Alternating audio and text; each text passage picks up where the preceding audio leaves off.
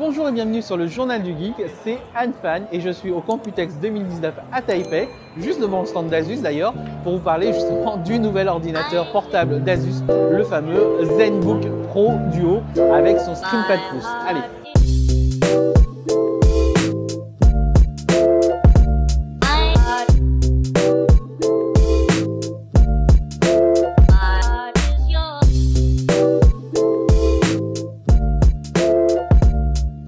Souvenez-vous, il y a quelques années, Apple avait essayé de révolutionner, entre guillemets, le monde des ordinateurs portables et avait annoncé le Touch Bar, donc une sorte de barre de touche sous la forme d'un écran OLED tactile. C'est plutôt sympa, mais ça restait quelque peu gadget.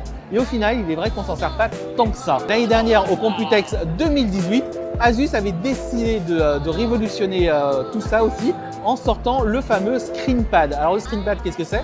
C'est en gros le remplacement d'un trackpad par un écran tactile. Donc à partir de là, c'était quand même plutôt sympa et ça donnait vraiment envie. L'inconvénient, encore une fois, c'était que c'était complètement déporté par rapport à l'écran principal. On pouvait pas juste faire du drag and drop et il fallait développer spécifiquement pour le ScreenPad pour avoir quelque chose de vraiment bon en termes de fonctionnalité. Donc du coup, on sentait le potentiel, mais c'était pas totalement exploité, ce qui était un peu dommage. Cette année, donc, Asus est revenu avec le ScreenPad 2.0, donc une version plus rapide, etc., etc. Bon, je vais pas revenir dessus. Vous avez la news sur le Journal du Geek. La chose qui nous intéresse, c'est ce qui est arrivé avec le ZenBook Pro Duo, donc le ScreenPad Plus, qui n'est pas un trackpad, comme on aurait pu le voir, mais une sorte de second moniteur externe qui se place au niveau, juste au-dessus du clavier physique dans la partie inférieure de l'ordinateur portable. Le ZenBook Pro Duo se compose donc de deux écrans, puisqu'on a un premier écran principal OLED de 15,6 pouces avec une définition 4K et en plus il est tactile, et avec ça le ScreenPad Plus qui propose donc un écran de 14 pouces avec une résolution également 4K, donc définition et résolution je ne me rappelle plus, bref également 4K au format 32/9, donc 3840 par 1100 si je ne me trompe pas. Donc l'avantage de ce second écran, c'est qu'il est juste en dessous de l'écran principal et il est juste au-dessus également du clavier physique. Le trackpad a été déporté sur la droite et c'est devenu le numpad. Donc vous savez, on peut passer d'un trackpad à un pavé numérique via un petit bouton, donc c'est plutôt sympa.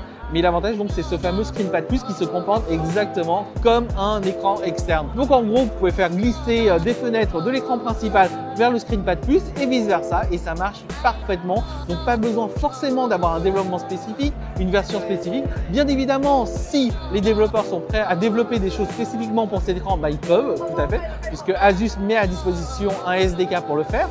Mais en attendant, si on ne l'utilise pas, eh bien, vous pouvez basculer totalement entre les deux écrans et c'est plutôt pas mal. Alors au niveau des fonctionnalités, il y en a pas mal, que vous soyez des créatifs pour la photo, pour regarder vos pages web, vous avez quand même plus 50% d'affichage.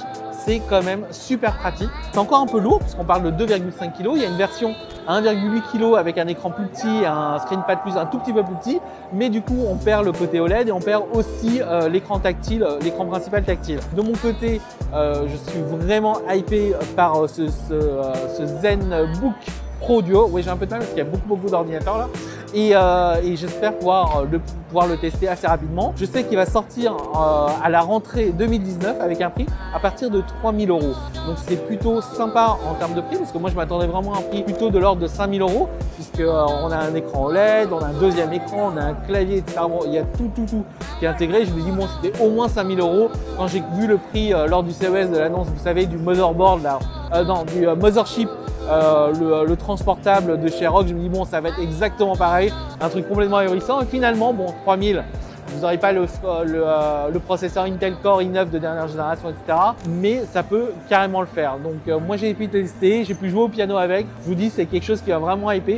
Et je me dis même, en toute honnêteté, que c'est exactement ce qu'Apple aurait dû faire. Et maintenant, puisque c'est Asus derrière moi qui le propose. Donc voilà, pour cette petite prise en main, je vous dis, c'est vraiment quelque chose qui est très sympa et j'ai très hâte.